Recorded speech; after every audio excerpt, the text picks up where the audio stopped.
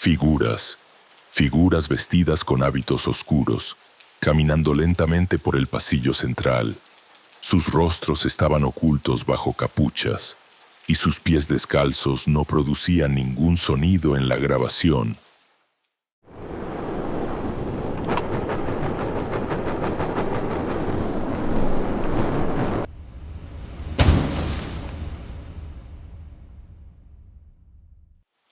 Nunca debí aceptar ese trabajo, pero cuando llevas meses buscando empleo y alguien te ofrece dinero por hacer algo tan simple como vigilar un edificio abandonado, no preguntas demasiado, no investigas, no cuestionas por qué nadie más quiso tomarlo. Me llamo Daniel, tengo 28 años y hasta hace 3 semanas trabajaba como guardia de seguridad en un centro comercial de la zona metropolitana. El contrato terminó, la empresa no renovó y de pronto me encontré enviando currículos a cualquier lado que pagara algo. Fue mi primo Gerardo quien me habló del puesto. Están buscando a alguien para cuidar una iglesia vieja, me dijo por teléfono, allá por el rumbo de la sierra, pasando el pueblo de San Matías. Pagan bien porque nadie aguanta más de una semana. ¿Por qué no aguantan? Gerardo se quedó callado un momento. Dicen cosas, ya sabes cómo es la gente de pueblo, pero es dinero fácil, primo. Solo tienes que estar ahí de noche, asegurarte de que nadie entre a robar lo que queda. La arquidiócesis quiere demolerla el próximo mes, pero necesitan que alguien la cuide mientras tramitan los permisos. No pregunté más, necesitaba el dinero. La iglesia de San Jerónimo del Valle había sido clausurada hacía más de 40 años. Según me explicó el padre Mendoza, el sacerdote encargado de entregarme las llaves. El lugar había funcionado como monasterio hasta principios de los años 80. Una comunidad de monjes agustinos vivió ahí durante décadas, dedicados a la oración y al trabajo en los campos cercanos. ¿Qué les pasó?, pregunté mientras el padre me guiaba por el camino de terracería que llevaba al edificio. El hombre apretó el volante de su camioneta. Tenía el rostro cansado, con ojeras profundas que hablaban de noches sin dormir.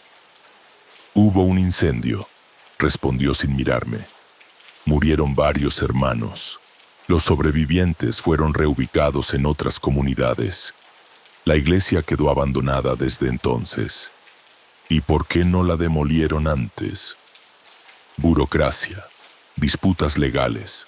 La arquidiócesis tardó años en recuperar la propiedad. Y después nadie quiso hacerse cargo. Llegamos al anochecer. La iglesia de San Jerónimo se alzaba contra el cielo morado del crepúsculo como una herida en el paisaje. Era un edificio de piedra gris, con un campanario que había perdido la mitad de su estructura. Las ventanas estaban tapiadas con tablones de madera podrida, y la maleza había crecido hasta cubrir los muros laterales. El padre Mendoza me entregó un juego de llaves oxidadas y una linterna. Tu turno es de las 8 de la noche a las 6 de la mañana. Hay una habitación en la sacristía donde puedes descansar. Tiene una cama y una estufa eléctrica. No entres a la nave principal después de medianoche. ¿Por qué no? El sacerdote ya había comenzado a caminar hacia su camioneta. Se detuvo, pero no volteó a verme. Porque no es necesario. Tu trabajo es vigilar que nadie entre desde afuera. Lo que hay adentro, eso ya no es asunto nuestro. Se fue antes de que pudiera preguntarle qué quiso decir con eso. La primera noche transcurrió sin incidentes. Me instalé en la sacristía, una habitación pequeña que olía a humedad y a cera quemada. Había una cama de metal con un colchón delgado, una mesa de madera con una silla y un crucifijo de bronce colgado en la pared. La estufa eléctrica funcionaba, aunque hacía un ruido constante que me ponía los nervios de punta. Hice mis rondas cada 2 horas, caminando por el perímetro exterior del edificio con la linterna en mano. La luna estaba llena esa noche, y su luz plateada proyectaba sombras extrañas entre los árboles que rodeaban la iglesia. Escuché búhos, grillos, el viento moviendo las ramas, nada fuera de lo normal. Fue en la tercera noche cuando comenzaron las cosas extrañas. Eran casi las 11 cuando escuché los pasos. Venían del interior de la iglesia, desde la nave principal, como si alguien caminara lentamente por el pasillo central. Me quedé inmóvil en la sacristía, conteniendo la respiración. Los pasos continuaron durante varios minutos, yendo y viniendo, siempre con el mismo ritmo. Después se detuvieron. Pensé en llamar a la policía, pero ¿qué les iba a decir? ¿Que escuché pasos en una iglesia abandonada? Me dirían que eran ratas, o el viento, o mi imaginación. Decidí investigar yo mismo. Abrí la puerta que conectaba la sacristía con la nave principal. La oscuridad era total. Mi linterna apenas iluminaba unos metros adelante, revelando bancas de madera cubiertas de polvo, columnas de piedra manchadas de humedad, y al fondo, el altar mayor con su retablo ennegrecido por el fuego de hace 4 décadas. No había nadie. Caminé por el pasillo central, alumbrando hacia los lados. Las bancas estaban vacías, los confesionarios cerrados, las capillas laterales silenciosas. Estaba a punto de regresar a la sacristía cuando mi linterna iluminó algo en el suelo. Huellas de pies descalzos en el polvo, formando un sendero que iba desde el altar hasta una puerta lateral que yo no había notado antes. Las seguí hasta la puerta. Estaba cerrada con un candado oxidado que no correspondía con ninguna de mis llaves. Esa noche no dormí. A la mañana siguiente, cuando el padre Mendoza vino a relevarme, le pregunté por la puerta. «Lleva a las catacumbas», me dijo, evitando mirarme a los ojos. Ahí enterraban a los monjes que morían en el monasterio. Está sellada desde el incendio. ¿Por qué? Porque algunos cuerpos nunca fueron recuperados. Quise renunciar ese mismo día, pero el padre me ofreció el doble de dinero si completaba la semana. El doble. Con eso podía pagar 2 meses de renta atrasada. Acepté. La cuarta noche traje conmigo una cámara de video. Era vieja, de esas que todavía usan casetes, pero funcionaba bien. La instalé en una esquina de la nave principal, apuntando hacia el altar, y la dejé grabando mientras me refugiaba en la sacristía. Los pasos comenzaron a la misma hora, las 11 en punto. Esta vez duraron más, y pude distinguir que no era una sola persona. Eran varias, caminaban en fila, con ese ritmo pausado y solemne que solo había escuchado en una ocasión, durante un funeral. Esperé hasta que los sonidos cesaron, después fui a revisar la cámara. Lo que vi en esa grabación me heló la sangre. La cámara había captado la nave principal durante 3 horas. Durante las primeras 2, no había nada, solo oscuridad y silencio.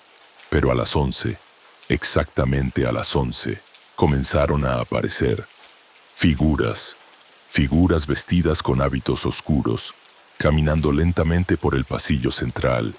Sus rostros estaban ocultos bajo capuchas, y sus pies descalzos no producían ningún sonido en la grabación. Caminaban en procesión, uno detrás de otro, desde la puerta de las catacumbas hasta el altar.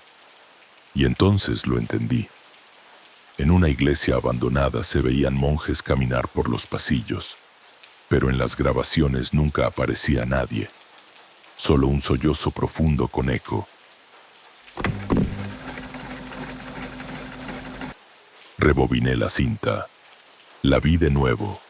Las figuras estaban ahí, caminando, pero cuando subí el volumen, no había pasos, no había susurros, solo un llanto profundo, antiguo, que parecía venir de las entrañas mismas del edificio.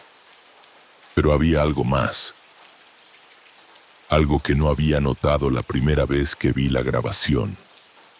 Al final de la procesión, después del último monje encapuchado, había una figura diferente. Era más alta que las demás. Su hábito no era oscuro, sino blanco, manchado de hollín y ceniza, y a diferencia de los otros, esta figura no caminaba hacia el altar, caminaba hacia la cámara, directamente hacia mí. Congelé la imagen justo antes de que la pantalla se llenara de estática. El rostro bajo la capucha no era humano, o al menos ya no lo era. La piel estaba quemada, agrietada, con los ojos hundidos y la boca abierta en un grito silencioso.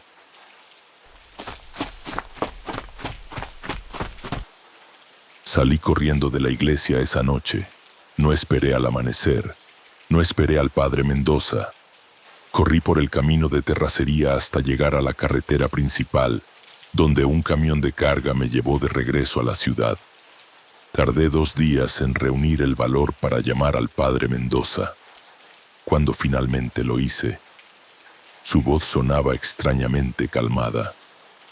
«¿Lo viste?», dijo. No era una pregunta. «¿Qué son esas cosas?», pregunté con la voz quebrada. «Los hermanos que murieron en el incendio. 7 de ellos quedaron atrapados en las catacumbas cuando el fuego bloqueó la única salida. Murieron de asfixia, golpeando las paredes, suplicando que alguien los sacara. ¿Y el de blanco? ¿Quién es el de blanco?». El padre Mendoza respiró hondo. El hermano prior, el padre Anselmo, era el líder de la comunidad. Fue él quien encendió el fuego. Me quedé en silencio, sin poder procesar lo que acababa de escuchar. «No fue un accidente», continuó el padre Mendoza con voz temblorosa. «El padre Anselmo. Algo le sucedió en los meses previos al incendio. Decía que Dios le hablaba en sueños, que le ordenaba purificar el monasterio, que los otros hermanos habían caído en pecado y debían ser salvados mediante el fuego. Nadie lo tomó en serio hasta que fue demasiado tarde. Esperó a que todos estuvieran en las catacumbas realizando las oraciones nocturnas. Después cerró la puerta desde afuera y prendió fuego a la entrada. Cuando los bomberos llegaron, lo encontraron de rodillas frente a las llamas, rezando el rosario. Murió días después en el hospital. Las quemaduras eran demasiado severas». «¿Por qué no me dijeron esto antes?», grité al teléfono. «Porque nadie aguanta más de 1 semana cuando lo saben», respondió el padre con voz quebrada. «Necesitábamos que alguien vigilara el lugar, aunque fuera por unos días». Colgué el teléfono sin despedirme. Han pasado 3 semanas desde esa noche, y todavía no puedo dormir sin ver sus figuras encapuchadas caminando en procesión. A veces, cuando cierro los ojos, escucho ese llanto, ese sollozo profundo con eco que parece provenir de muy lejos y muy cerca al mismo tiempo. La iglesia de San Jerónimo fue demolida hace 1 semana. Vi las fotos en internet. El edificio ya no existe. En su lugar hay solo un terreno baldío cubierto de escombros. Pero anoche, mientras caminaba hacia mi departamento, pasé junto a una iglesia vieja del centro de la ciudad. Era tarde, casi medianoche, y las calles estaban vacías. Me detuve frente a la puerta principal y los escuché. Pasos, llantos, gritos, viniendo del interior. Me acerqué lentamente. La puerta estaba entreabierta. Una luz tenue parpadeaba desde adentro, como si alguien hubiera encendido velas. Empujé la puerta. La nave estaba vacía, pero las velas del altar estaban encendidas, todas, docenas de ellas, formando un círculo perfecto alrededor del sagrario. Y en el centro del círculo, de rodillas, con la espalda hacia mí, Había una figura vestida con un hábito blanco manchado de ceniza. No me moví, no respiré.